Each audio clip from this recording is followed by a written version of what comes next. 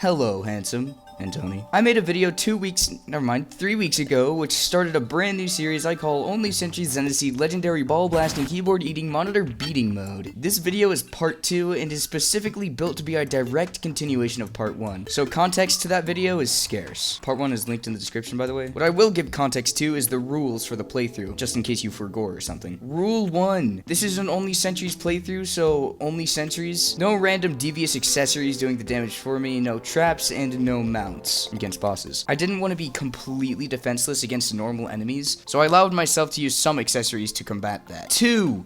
If I accidentally dash into a boss with the Shield of Cthulhu or use the slimy saddle to escape being stuck in a particular spinning skeletron head, then I don't care, it's only like 30 damage. I made the first video include 4 rules, which 3 of them I just combined into rule 1, and the 4th wasn't a rule. Okay, this doesn't matter. This video starts off just after defeating the Old One's army, which allows me to use my Tavern Keep sentries.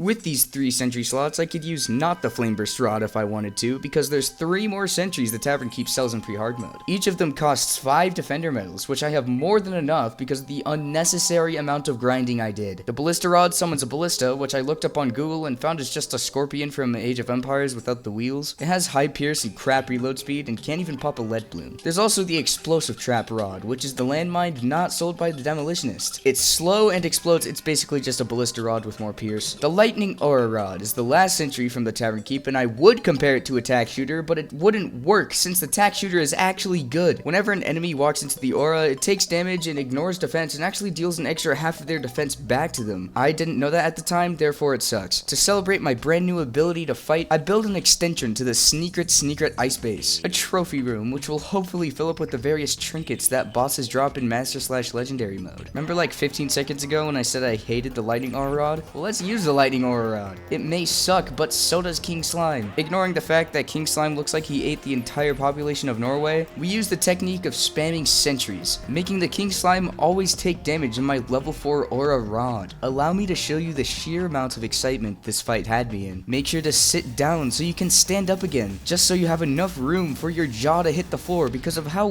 riveting this fight is. Are you ready? It will knock your socks off.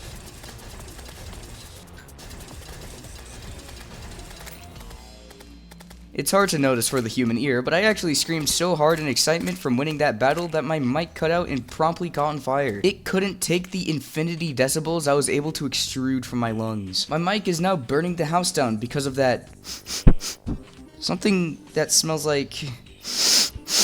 You know, my smell hasn't always been great, so correct me if I'm wrong, but a one-shot Johnson epic victory #1 royale. I rip open King Slime's treasure bag to find my mount for the rest of this video. The slimy saddle has vertical movement, and boy does it have vertical movement. It also has the ability to Goomba stomp the shit out of my enemies, which in this playthrough is a big no-no when it comes to game progression. Speaking of game progression, Big Floaty Eyeball wants to eat my skin. I had this odd desire to utilize every sentry at least once in this playthrough, which is not a rule I'm making because no. But I started using mind sentries and it didn't work horribly. Definitely not the most kosher way to beat the eye, but it is very effective in second phase where Mr. Child Support McGee retreats into the floor every few dashes to spawn more servant eyeballs. Again, this is legendary mode. I'm surprised Relogic made the World Evil boss beatable. They really like grouping up, so landmines are the answer. Remember, the correct answer to crowd control is landmine. Groups of unsuspecting eyeballs, landmine. Traffic jam, landmine. Hospital, respect. Okay, I'm running out of jokes. Can this fight be over now? This is unfortunately going to be a common theme throughout the playthrough. Lack of damage. I need to bait the Eye of Cthulhu into the traps, dealing okay damage, and then I have to wait until I can bait him back into the traps. This will be a great and fun dynamic. I'll be forced to... Wait, 11 AM? Since the Zenith/Get-Fixed-Boy/Brain-Ticular Torsion mode has the Don't Dig Up seed implemented, it is eternally nighttime. So nighttime bosses like the Eye of Cthulhu, mech bosses, Skeletron, no longer have a time limit before they despawn or enrage. I gently eviscerate the treasure bag the eye drops and come face to face with the Shield of Cthulhu. It allows me to dash even into enemies, which deals damage due to its rank smelling breath. Huh? What's this I'm doing? Jumping straight to the next boss, Brain of Cthulhu. I barely let myself have any time to celebrate my second epic #1 victory, okay. Oh my gosh, look at that. Staff of Regrowth. Staff of Regrowth? more like Axe of Regrowth. Game progression, more like game progression, because I am going to jump off. Okay, screw the Brain of Cthulhu. I'll fight Queen Bee. There's a demon altar in the way. I guess that will be my boss summon Craftinator from now on, which is a vast improvement from my previous method of YOLOing it to the surface. After the arena is done, I build a second set of NPC pylon housing for some reason. I find my way into a juiced up Gigantosaurus beehive so I can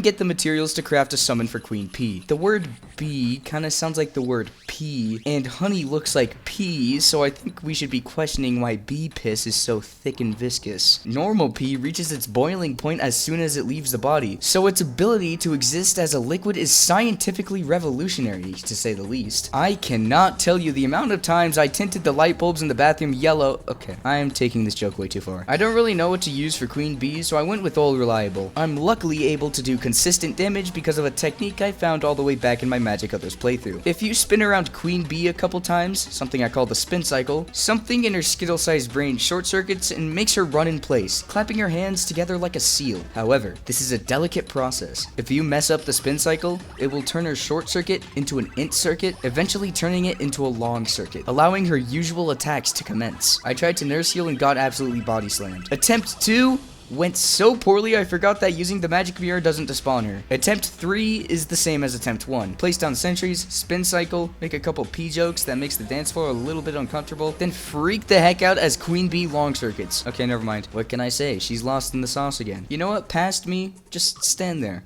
With the marshmallow. Oh yeah, I forgot to talk about that. The constant secret seed adds a hunger mechanic, which you combat by eating food items. The merchant sells marshmallows when he's living in the snow biome, which is where I put my sneaker ice base. They cost 1 silver, making it an easy solution to the hunger mechanic. Beating Queen P doesn't really do anything for me. The bee armor is worse than obsidian when it comes to damage. I'm really just beating every boss because I find it fun. Alright, brain time. I make an underground crimson arena so I can blast a brain. A brain blast, if you will. After about a half hour, I cooked up a decent arena where I promptly get absolutely destroyed. The thing with the Brain of Cthulhu is that he teleports inside of you, giving you approximately 6 frames to dodge his attacks. That's an exaggeration, but you see how it requires godlike reflexes to not get hit in this situation. I don't want to fight Brain yet. That leaves Skeletron or Deer Clops, and I am all out of Void Bag. Skeletron is fought at the dungeon, which doesn't spawn normally in the seed. There's a very special type of living tree that grows down into the underground, which is where the dungeon is. I have no chance of getting there on the surface, so I make my way through the desert to get there. It is here where I find the mystery mouse McTool, which will become very important later in the playthrough. I Scarabomb my way into a granite cave glitched into the dungeon, and feel a wave of nostalgia while editing this. Not like good nostalgia, bad nostalgia.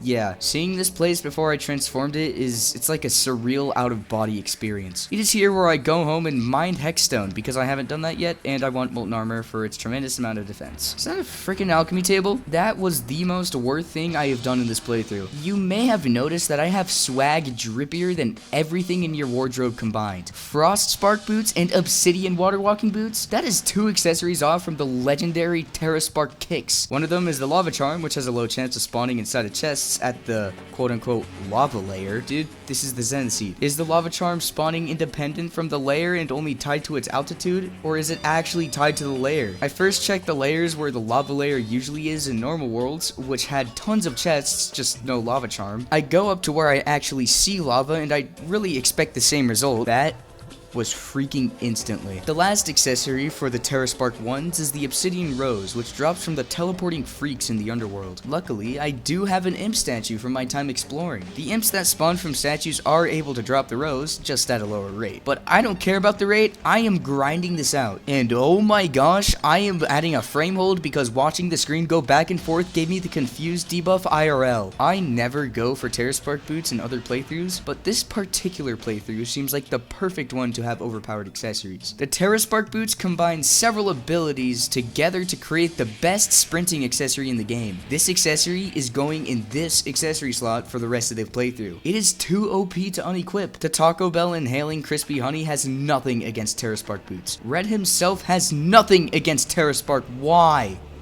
Why? I haven't killed Bonesman yet. Speaking of Bonesman, it's about time I make an arena for him. Spoiler warning, this fight I think the only good thing about this seed is that it's permanently nighttime and I had infinity time to beat this guy. I make an arena similar to the brain blasting one, but way better, and YOLO it. So it turns out teleporting to the arena despawns him. Guess I'll just lead him down to the arena like I'm taking Cerberus on a walk. I get into a similar dance to Queen Bee's spin cycle, but this time it is different since Skeletron doesn't have a brain to short circuit. Enemies keep spawning and screwing with my spin cycle. To combat the whole random enemies spawning thing, I get an unruly amount of walls and deck out the arena with a new snow brick fit. This is probably the only and last time I will ever use a cement mixer in Terraria. With that done, I tickle the old man and prove to the world that I am incapable of learning a lesson. You know what, man? Heck it! Some of you might be questioning why I thought it would be a good idea to begin fishing. Well, first of all, it's to get a freaking demon conch on my first 5 catches. Dream luck is going crazy. And second of all, I knew I was going to be in this playthrough for a long time. If I wanted to make the experience just a little more convenient, I may as well go for the shell phone. I already have to wait a while until the old man respawns, so may as well start the angler fishing quests early. And yes, I know I'm fishing in lava, I wanted dry bombs. The next attempt of Yeel's Sands reference is literally the same exact thing as last time. Spin cycle and wait until the minuscule damage from the sentries take him down. About 8 minutes later, one of the hands crippled to my sentries while the other is dangerously close to fracturing.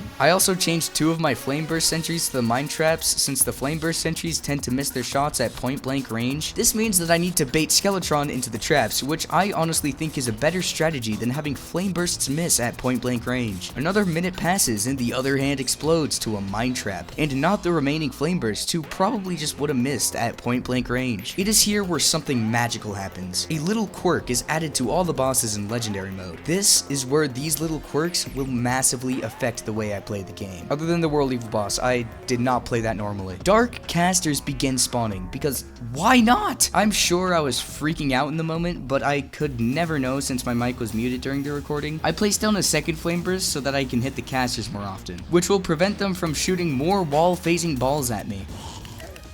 Did I ever mention that I made an herb garden? Anyways, I have potions now. So my strategy for the Skeletron fight is... Okay, sorry, let me fast forward 9 minutes. My strategy is still the classic spin cycle, but now I have to dodge the water balls and randomly teleporting casters. Skeletron has 2 main attacks in the no hands phase, spinning and hurling. I just made those names up, I demand them to be official. When he is hurling, he hurls skulls at you, which the spin cycle strat easily dodges. So as long as I keep circling around him, the hurling phase will be easy. Skeletron's spinning attack is when he stops hurling skulls and goes directly at me. You'll know when he's in his spinning phase when he starts spinning. This indicates that he will eviscerate you if you touch him. Honestly, Skeletron himself isn't the big issue in this battle, it's the casters. If they teleport in the wrong spot, you can get launched back into Skeletron's head spinning. If this happens, which it did, hit the mount button and hope you have a slimy saddle. This is a strategy I found a while ago when fighting the Brain of Cthulhu. If you are ever stuck inside of an enemy, don't use the magic mirror, it will take too long. If you have a recall, you could use that, but if you don't, use the slimy saddle to bounce out of there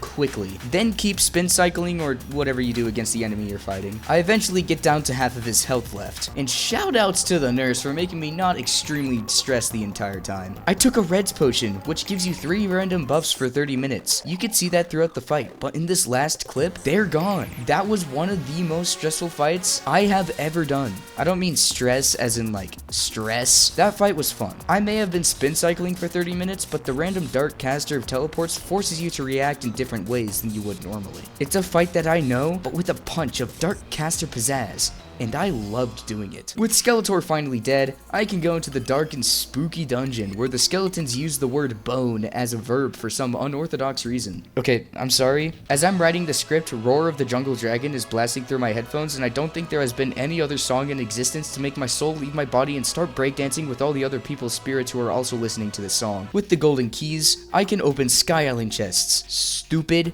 freaking magnet. This is just another little thing that a secret seed adds to the Zenith mode experience. Which secret seed? I don't know, I'm just trying to get the horseshoe and a balloon. Stupid freaking magnet. Once I do find a horseshoe, I make the sandstone balloon horseshoe thing. You know what boss I haven't touched in a while? Blasting Brain Boy. This time I have ballista sentries to pierce through all the creepers. I really thought this would be a pushover boss now that I have a proper set of weapons, but the Brain's teleportation crap is not funny. Wait a minute. I beat Skeletron. With the mechanic, I can not only see all the traps this world generated, but I'm also able to buy teleporters. If I hook up 2 teleporters on opposite corners of the arena, the brain hopefully won't be able to hit me. You know, this is actually working. First phase is dealt with pretty easily, and the brain of Cthulhu's legendary mode, quote-unquote, quirk, is flipping gravity in the second phase. This makes platforms cannon fodder and my teleporters pretty much useless. So what if I simply make them not useless? Ignore that. I made another set of teleporters inside of a box so that the gravity flipping makes the teleporters still easily usable. Wait,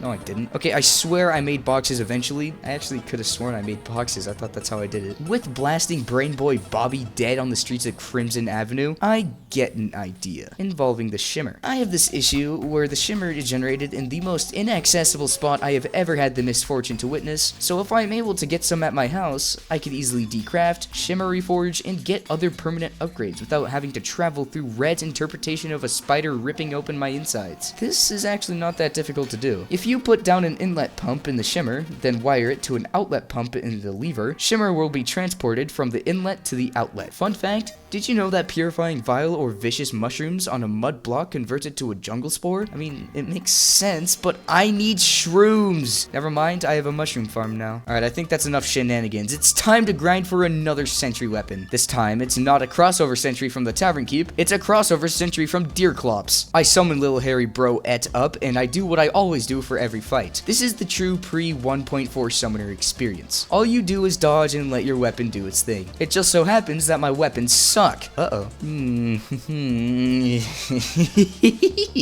Unlike normal bosses, Deer Clops doesn't despawn if you die, unless it's been 24 hours and you're out of range of Deer Clops. So dying is barely a penalty. There's really nothing special about this fight, just like Don't Starve, once you learn the attack patterns, it's pretty easy.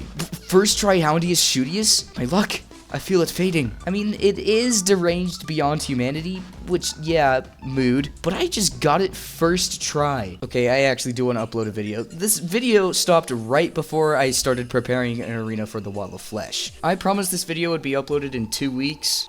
Oops. If you actually want an answer, it's school. It'll likely always be school until the end of time, which happens to be in a year and a half. Anyways, thank you for watching, and goodbye.